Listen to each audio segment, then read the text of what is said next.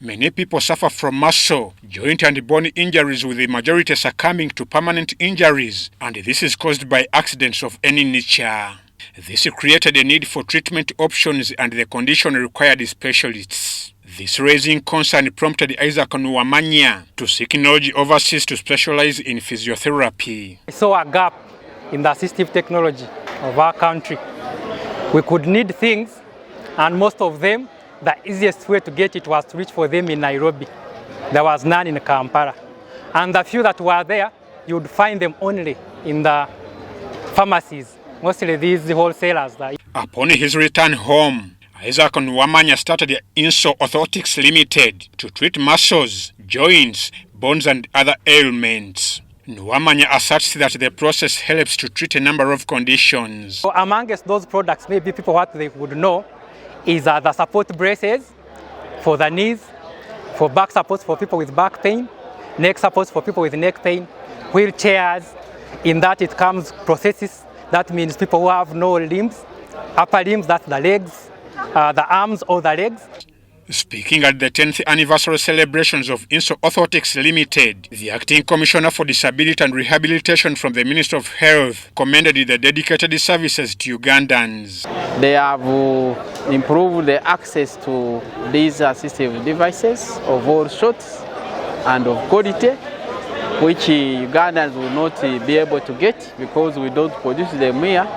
We produce like very few, like wheelchairs, like a few crutches which are locally made, but these are standard international devices. So Isaac Nuwamanya was dismayed at the concessions he has encountered in serving the citizenry, included taxes levied on imported medical products. We were ambitious, we wanted to start making some of these things here, but the policies and the taxes that are levied on raw materials and the cost of running business here when you put in electricity and other bills, it's unsustainable. It's there in the law.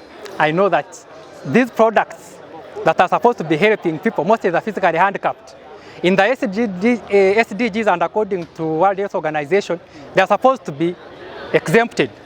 But as I speak right now, I have a consignment that has been held and levied all taxes. However, Commissioner pointed out that the government will waive taxes on imported medical products, urging those in the medical field to procure and use local products. Tax is a national obligation, but when you import for business, of course you pay tax. But only when you import for charity, when you are going to give free of charge, that's when we can negotiate, or we can recommend you to Uganda Revenue Authority, because under the law of Uganda and East Africa as a region, if you are providing devices for persons with disabilities, there is that allowance of tax exemption. Ugandans were also tipped to participate in sporting and co-curricular activities. Involved in sports. In our professions, we are treating patients with non-medicinal therapy, okay, through exercises and also other activities.